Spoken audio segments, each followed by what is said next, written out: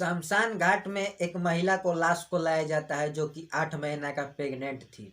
और उस लाश को वहाँ पे रख के वो लोग उसका क्रियाक्रम का कार्यक्रम नहीं कर कर क्रियाक्रम की तैयारी नहीं कर कर वहीं पे उसका फैमिली वालों ने दूसरे लोगों को बुलाकर उस महिला को पेट कर वहीं पर चीड़े फाड़ा जाता है और फाड़ कर उस 8 महीने के बच्चे को बाहर निकाला जाता है।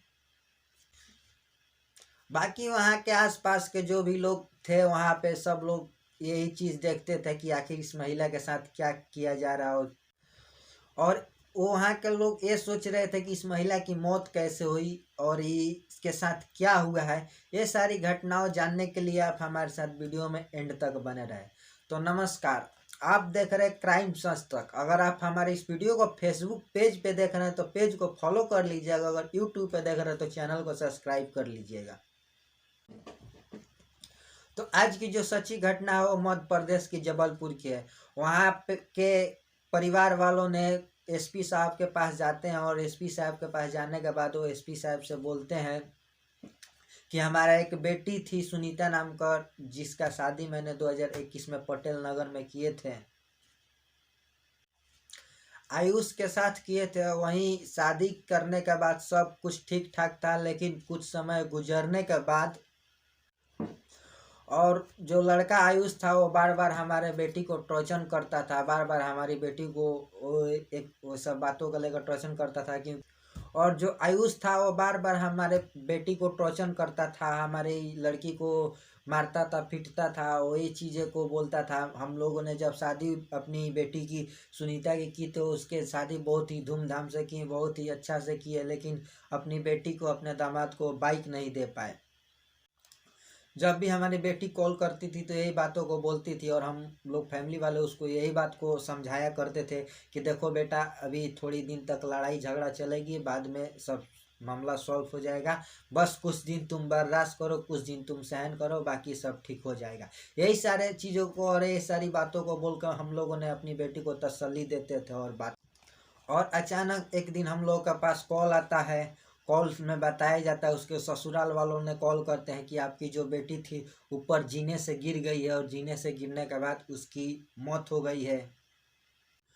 और बोलते हैं लोग कि हम लोग अंतिम क्रियाक्रम के लिए आपकी लड़की को लेकर शमशान घाट जा रहे हैं, हम लोग वहीं पे सारी क्रियाक्रम को करेंगे, तो आप लोग वहाँ पे शमशान घाट पहुँचिए। तो हम लोग यहाँ से आनन फानन में जल्दी होकर हम लोग निकलते हैं। जब शमशान घाट में जाकर देखते हैं और वहाँ का नज़ारा देखने के बाद हम लोग चौंक जाते हैं, हम लोग हैरान और परेशान सा हो जाते हैं, क्योंकि हमारा बेटी का कुछ ऐसा हालत था कि उसका जो पेट था उसका चाकू से चीरा गया था, उसको चाकू से फाड़ा गया था और फाड़ कर 8 महीना का बच्चा जो था, प्रेग्नेंट थी, उसको बच्चे को निकाला गया था।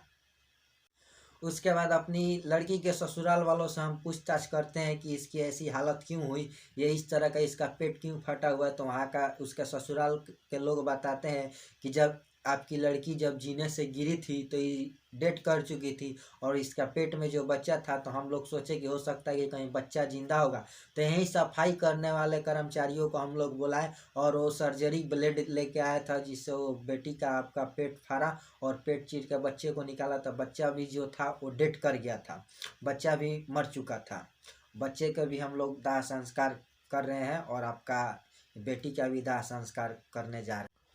उसके बाद हम वहीं के पुलिस स्टेशन में जाते हैं। हमें शंका होता है, हमें डाउट होता है कि हमारी बेटी मरी, गिर के नहीं मरी है, इसके साथ हत्या की गई, इसको मारा गया है।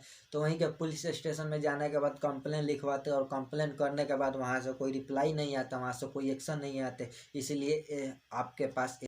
और ये सारी घटना का खुलासा उसकी लड़की की जो सुनीता होती है, सुनीता की बेस्ट फ्रेंड करती है। सुनीता की जो फ्रेंड है वो इस सारी घटना का खुलासा करती है।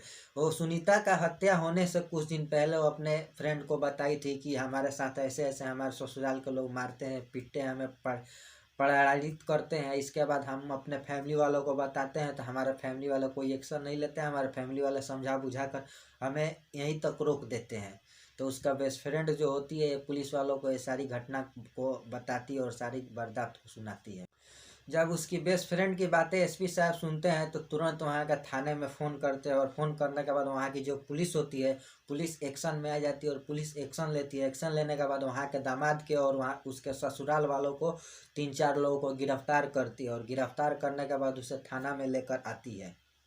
उसके बाद सुनीता की पति से पूछताछ किया जाता है तो कुछ बताने के लिए तैयार नहीं होता है, लेकिन जब उसके साथ पुलिस अपनी तरीके से पूछती है, टोचन के साथ पूछती है, तो सारी घटनाओं को अपने मुंह से बयां करता है। वो बताता है कि 17 तारीख के अचानक हमारी बीवी और हमारे बीच में कुछ कहा सुनी हुई, कुछ झगड़ा हो गया, और बात इतना बढ़ गया था कि काफ़ी वो हो गया था। हम लोग ऊपर से नीचे की तरफ उतर रहे थे और उसी समय झगड़ा हुआ था, तो मैंने क्या किया, जीने से ऊपर से सुनीता को धक्का दे दिया और नीचे गिरने के बाद जो सुनीता की डेथ हो गई।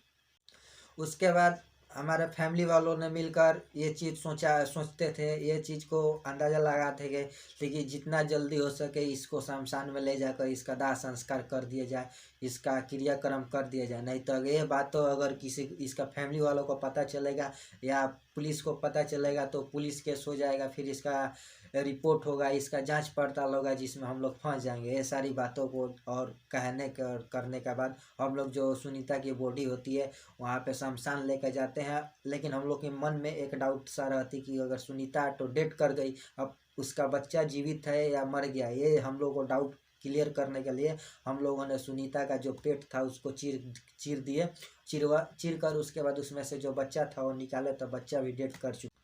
उसके बाद उसके फैमिली वालों को फ़ोन किए, फ़ोन पे बताए कि ऐसे ऐसे बात है, तो फैमिली वालों भी उसका वहाँ आया। उसके बाद उसका दाह संस्कार कर दिए। फिर भी उनके फैमिली वालों को हम लोग के ऊपर डाउट था, शक था, तो लोग पुलिस केस किए तो ये खुलासा हुआ। उसके बाद सुनीता का पति का मुंह से जो बयान एसपी साहब सुनते हैं, पुलिस जो सुनती है, उसमें क्या फैमिली वालों और सुनीता का पति को 4-5 लोगों को गिरफ्तार करती है, और गिरफ्तार करने के लिए वो आगे की कार्रवाई के लिए भेज देती है। तो दोस्तों, इस सुनीता की मौत पे आपका क्या कहना है? क्या सुनीता के फैमिली वालों ने, सुनीता के घर वालों ने जो था, उसका ससुराल वालों ने उसको बार बार एक ही चीज़ का टोचन करते थे, क्योंकि उसका दहेज में एक बाइक नहीं मिला था।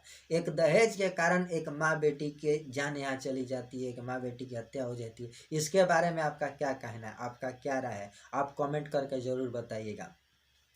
तो दोस्तों, ये वीडियो बनाने का मकसद किसी को हैरान और परेशान करना नहीं है, और ना ही किसी को भावनाओं को ठेस पहुंचाना है। हमारा वीडियो बनाने का मकसद ये है कि ऐसे ऐसे लोगों से, ऐसे ऐसे रिश्तों से, ऐसे ऐसे दरिंदों से, जो कि दहेज के चक्कर में आकर अपनी पति को हत्या कर देते हैं, अपनी बेटे को मौत के घाट उतार देते हैं, ये सारी चीज़ों से आप लोग दूर रहे, ये सारी घटनाओं से आप लोग सतर्क रहे। तो बस दोस्तों, चलते हैं, मिलते हैं एक नए एपिसोड के साथ में। तब के लिए जय हिंद, जय भारत।